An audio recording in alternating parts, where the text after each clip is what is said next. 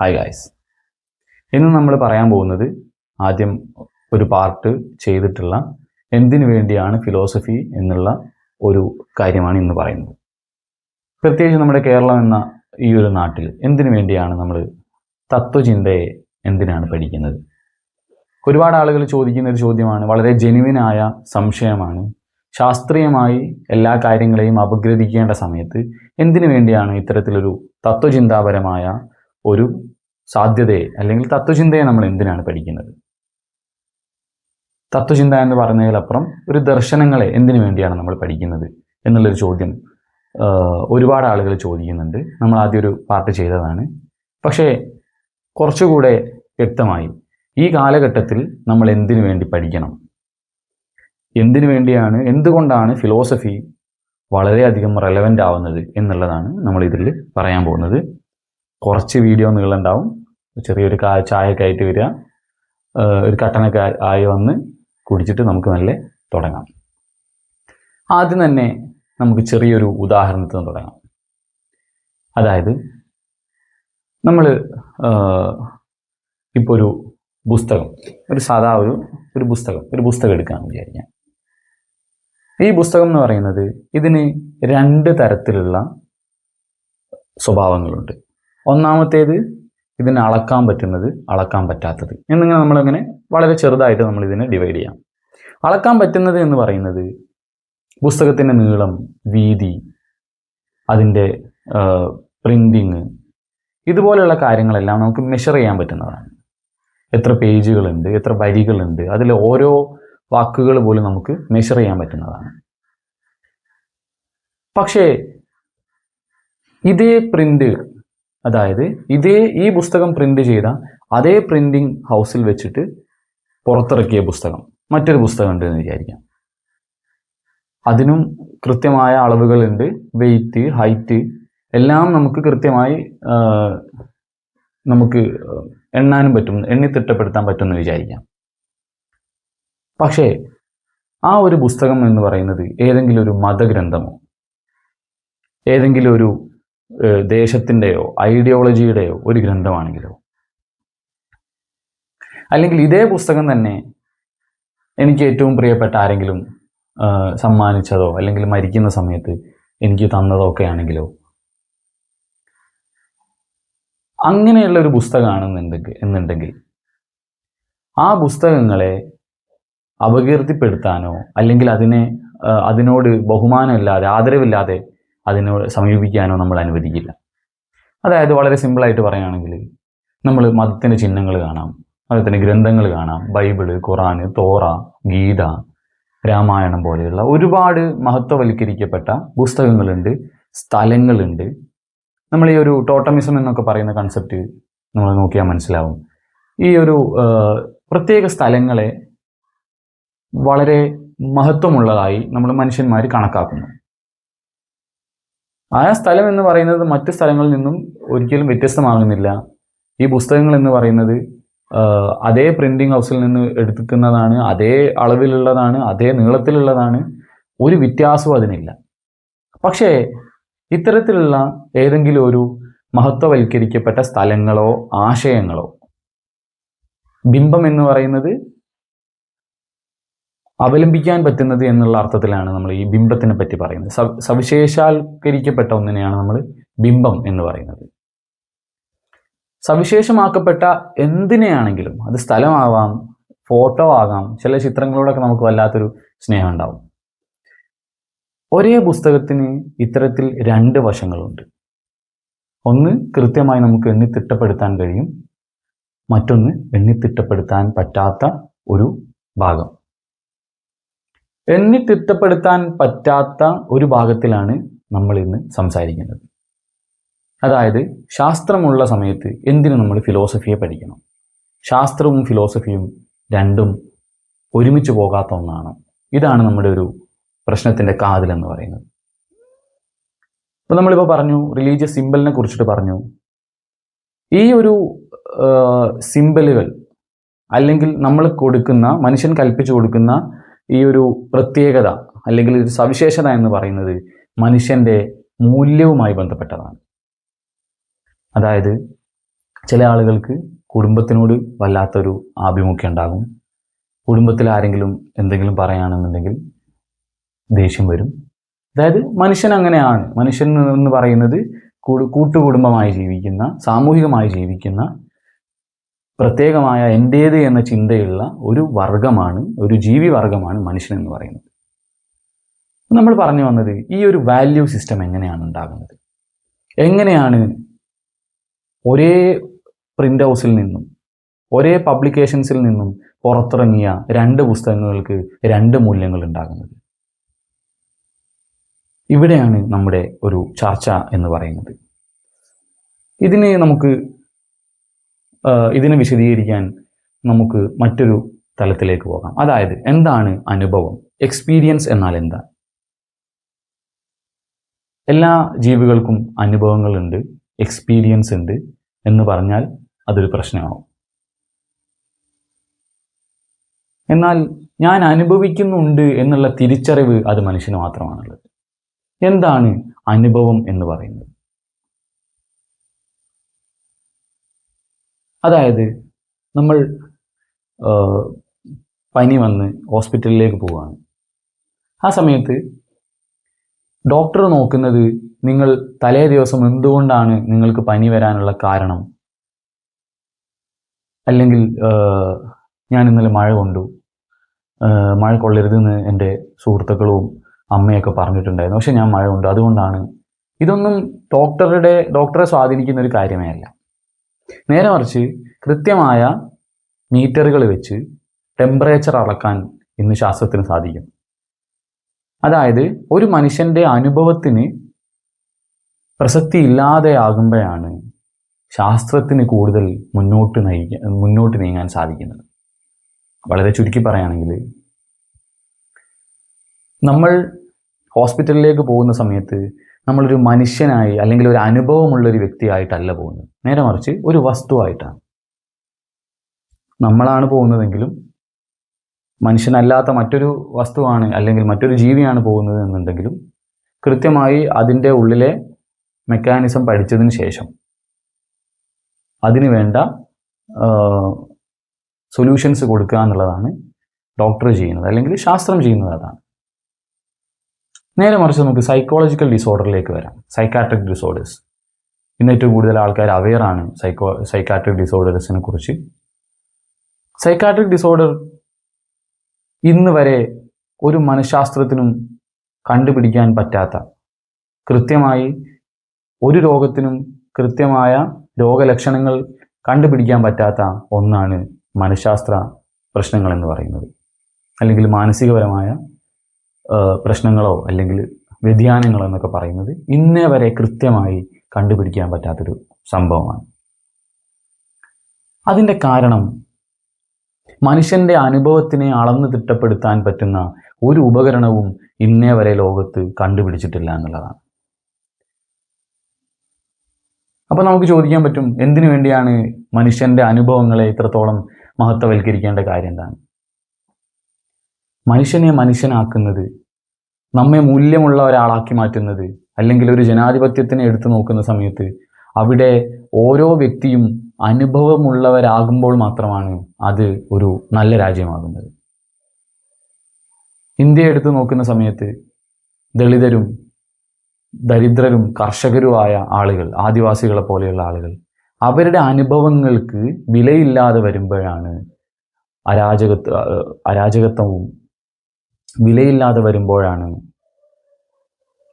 അസമത്വവും ഉച്ചനീചത്വങ്ങളൊക്കെ ഉണ്ടാകുന്നത്.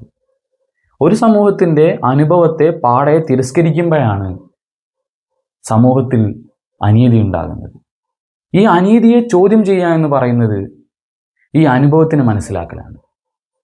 ആദിവാസികളും ദളിതരെയും പോലെയുള്ള അരികവൽക്കരിക്കപ്പെട്ട ഒരു സമൂഹത്തിൻ്റെ അനുഭവത്തെ തിരിച്ചറിയലാണ് അതിനെതിരെ ചോദ്യം ചെയ്യുക എന്നുള്ളതിൻ്റെ ആദ്യത്തെ ചവിട്ടുപടി എന്ന് പറയുന്നത്. അപ്പോൾ നമ്മൾ പോകുന്ന ഏകദേശം റൂട്ട് മനസ്സിലായിട്ടുണ്ടാവുമെന്ന് വിചാരിക്കുന്നു. ഇനി അടുത്തൊരു കാര്യം, നമ്മൾ മനുഷ്യനെ രണ്ടെണ്ണമാക്കി തരംതിരിക്കുകയാണ്. മനുഷ്യൻ എന്ന ഒരു ഫിനോമിന, അതിനെ നമ്മളൊരു പ്രതിഭാസം അല്ലെങ്കിൽ ഒരു ജീവി, അതിനെ നമ്മൾ രണ്ടെണ്ണമാക്കുകയാണ്.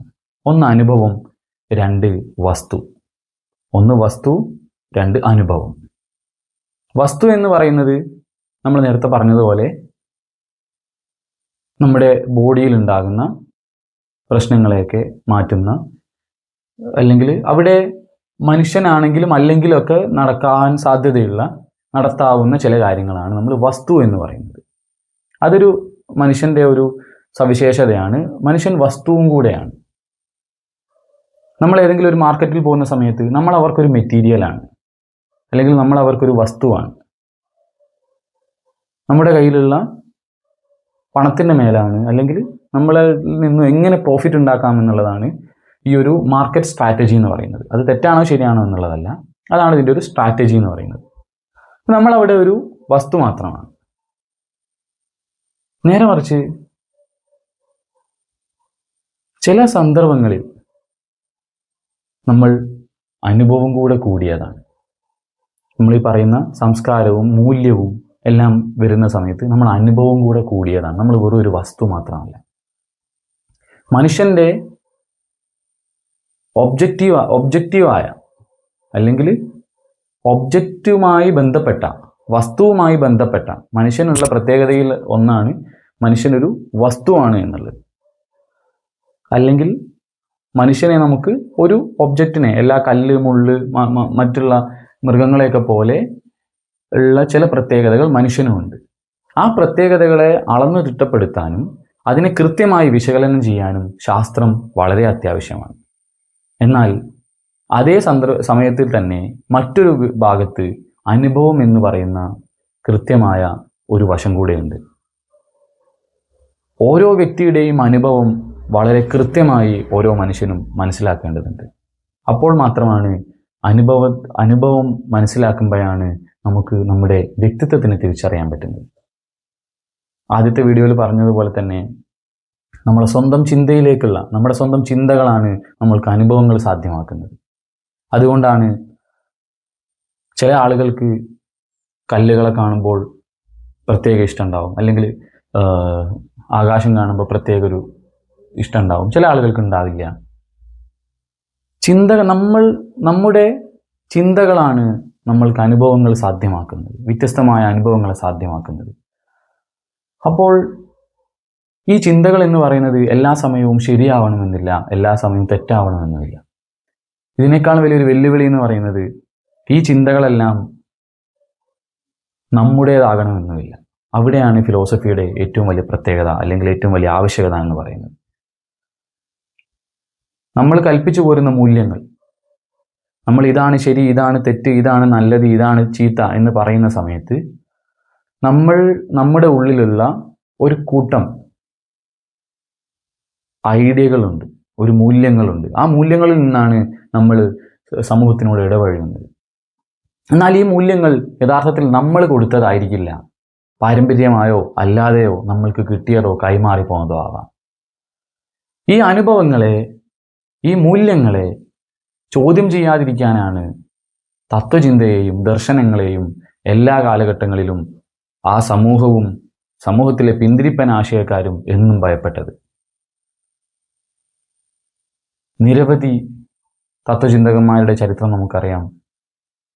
സോക്രട്ടീസിൽ നിന്ന് തുടങ്ങി, സോക്രട്ടീസിനെ പോയിസൺ കൊടുത്ത്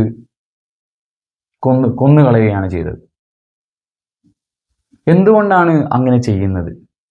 ആദ്യമായി ഒരു വ്യക്തി ചോദ്യം ചോദിക്കാൻ തുടങ്ങുമ്പോൾ, ആദ്യമായി ഒരു മനുഷ്യൻ തൻ്റെ സ്വന്തം ചിന്തയെ തിരിച്ചറിയുമ്പോൾ അദ്ദേഹത്തിൻ്റെ അവകാശങ്ങളെയും ആവശ്യങ്ങളെയും അവരുടെ അധികാരങ്ങളെയും അവർ തിരിച്ചറിയുമെന്നുള്ളതാണ്. അത്തരത്തിൽ തിരിച്ചറിയപ്പെടുമ്പോൾ ഒരിക്കലും ആ ഒരു വ്യക്തിയെ, സ്വന്തം ചിന്തയെ തിരിച്ചറിയുന്ന ഒരു വ്യക്തിയെ ആർക്കും അരികവൽക്കരിക്കാനോ അല്ലെങ്കിൽ അടിയാളരാക്കി നിർത്താനോ സാധിക്കുകയില്ല എന്നുള്ളതാണ്. അത്തരത്തിലാണ് ഇവിടെയുള്ള ലോകത്തുള്ള വിപ്ലവങ്ങളെല്ലാം നടക്കുന്നത്. അതുകൊണ്ട് ചോദ്യം ചോദിക്കുക എന്നുള്ള വലിയൊരു ചോദ്യചിഹ്നമായി നമ്മൾ സമൂഹത്തിൽ ജീവിക്കുക എന്നുള്ള വലിയൊരു ദൗത്യം, ആ ദൗത്യത്തിനാണ് ഫിലോസഫി യഥാർത്ഥത്തിൽ നമ്മളെ കൈപിടിച്ച് മുമ്പോട്ട് കൊണ്ടുപോകുന്നത് എന്ന് പറയുന്നത്. അതായത് നമ്മൾ ജനാധിപത്യത്തിന് ഉദാഹരണം എടുക്കുകയാണെങ്കിൽ, എന്തുകൊണ്ട് ജനാധിപത്യം? രാജഭരണത്തിനെ സപ്പോർട്ട് ചെയ്യുന്ന രാജഭരണമാണ് നല്ലത് എന്ന് പറയുന്ന ഒരുപാട് ആളുകൾ ഇന്നും ഈ ലോകത്തിലുണ്ട്.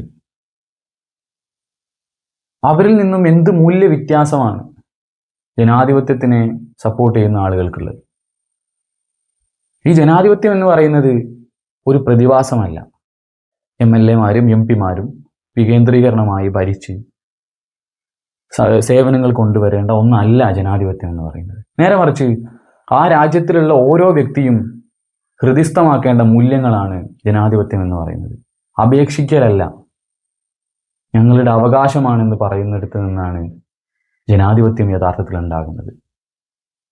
എപ്പോഴും അപേക്ഷ കൊടുക്കുക എന്നുള്ളതാണ് ജനാധിപത്യത്തിൻ്റെ ഒരു സ്വഭാവം എന്ന് പറയുന്നത്. യഥാർത്ഥത്തിൽ ജനാധിപത്യമല്ല, നമ്മുടെ അവകാശമാണ്, നമ്മുടെ അധികാരമാണ് എന്നുള്ള തിരിച്ചറിവാണ്, അല്ലെങ്കിൽ അത് അനുഭവത്തിലേക്ക് എടുക്കുക എന്നുള്ളതാണ്, അതിനനുസരിച്ച് ജീവിക്കുക എന്നുള്ളതാണ് ജനാധിപത്യ മൂല്യം എന്നതുകൊണ്ട് ഉദ്ദേശിക്കുന്നത്. അല്ലാതെ എവിടെയും എഴുതി വെക്കുന്നതോ ഐഡിയയെ കൺസെപ്ച്വലൈസ് ചെയ്യുന്നതോ അല്ല ജനാധിപത്യം എന്ന് പറയുന്നത്. ഈ ജനാധിപത്യം എന്ന് പറഞ്ഞാൽ അതൊരു തത്വചിന്തയാണ്, അതൊരു ഐഡിയയാണ്, അതൊരു കൺസെപ്റ്റാണ്. ഈ കൺസെപ്റ്റിനെ നമ്മൾ മറ്റുള്ള ചിന്തകളിൽ നിന്നെല്ലാം മാറ്റി നിർത്തി നമ്മൾ സാംശീകരിക്കുമ്പോഴാണ് യഥാർത്ഥത്തിൽ ജനാധിപത്യ മൂല്യമുള്ള ഒരു മനുഷ്യനായി മാറുന്നത്. ഇതാണ് യഥാർത്ഥത്തിൽ ഈ ഒരു ചിന്ത, അല്ലെങ്കിൽ എന്തുകൊണ്ട് ദർശനത്തെ നമ്മൾ പഠിക്കണം എന്നുള്ളതിൻ്റെ ഒരു ഉത്തരമായിട്ട് എനിക്ക് പറയാനുള്ളത്. നമ്മളെ സ്വന്തം ചിന്തകളെ നിരന്തരം ചോദ്യം ചെയ്യപ്പെടുമ്പോഴാണ് നമ്മൾ ആലോചിക്കുന്ന വസ്തുതകളും ചിന്തകളും എല്ലാം നമ്മുടേതായിരുന്നില്ല, നേരെ മറിച്ച് നമ്മളെ ഭരിക്കണമെന്ന ആഗ്രഹത്തിൽ ചില ആളുകൾ മാത്രം കൂടിച്ചേർന്നുകൊണ്ട് നിർമ്മിച്ചെടുത്ത വെറും കെട്ടുകഥകളായിരുന്നു എന്നുള്ളത് നമ്മൾ തിരിച്ചറിയുന്നത് ഇത്തരത്തിൽ നമ്മുടെ ചിന്തയെ ചോദ്യം ചെയ്യുമ്പോഴാണ്. അതായത് പല ആളുകളും മരിക്കുന്നത് 20-ആം വയസ്സോടുകൂടെ മരിക്കുന്നു, അവരെ ശവമടക്കുന്നത് 56-ലോ 60-ലോ ആണെന്നുള്ള പ്രശസ്ത വാചകമാണ് എനിക്ക് പറയാനുള്ളത്. മാറ്റങ്ങളെ അഭിമുഖീകരിക്കാതെ, മാറ്റങ്ങളെ കൃത്യമായി മനസ്സിലാക്കാതെ, നമ്മുടെ ചിന്തയെ കൃത്യമായി മോണിറ്റർ ചെയ്യാതെ നമുക്കൊരിക്കലും മുന്നോട്ട് പോകാൻ സാധ്യമല്ല. അപ്പോൾ എങ്ങനെയാണ് നമ്മുടെ ചിന്ത, എങ്ങനെയാണ് ജനാധിപത്യം എന്ന ഒരു സംവിധാനം ഉണ്ടായത്, എങ്ങനെയാണ് ബഹുമാനം എന്ന ഒരു വാക്കുണ്ടാകുന്നത്, അല്ലെങ്കിൽ എങ്ങനെയാണ് ഒരു ബഹുമാനം എന്ന് പറയുന്നത് നമ്മുടെ ഒരു അനുഭവമായി മാറിയത്? അഹങ്കാരം എന്ന് പറയുന്നത്, അസൂയ, ഇതുപോലെയുള്ള മനുഷ്യൻ്റെ ഒരിക്കലും ഒഴിച്ചുകൂടാനാവാത്ത അസാധ്യമായ അനുഭവങ്ങളെ എങ്ങനെയാണ് നമ്മൾ മാറ്റുന്നത്, അല്ലെങ്കിൽ എങ്ങനെയാണ് ഉരുത്തിരിഞ്ഞു വന്നത്? ഇതിലൂടെയാണ് നമ്മൾക്ക് ഒരു മനുഷ്യനെ പറ്റി പഠിക്കാൻ സാധിക്കുന്നത്. അതുകൊണ്ട് പറഞ്ഞു വന്നത്, ശാസ്ത്രവും തത്വചിന്തയും ഒരേ ദിശയിൽ ഒരേപോലെ മനുഷ്യനെ മുന്നോട്ട് നയിക്കുമ്പോഴല്ലാതെ ഒരിക്കലും കൃത്യമായ ഫലമുണ്ടാവുകയില്ല, അല്ലെങ്കിൽ കൃത്യമായ റിസൾട്ടിന് നമുക്ക് കിട്ടുകയില്ല എന്നുള്ളതാണ്.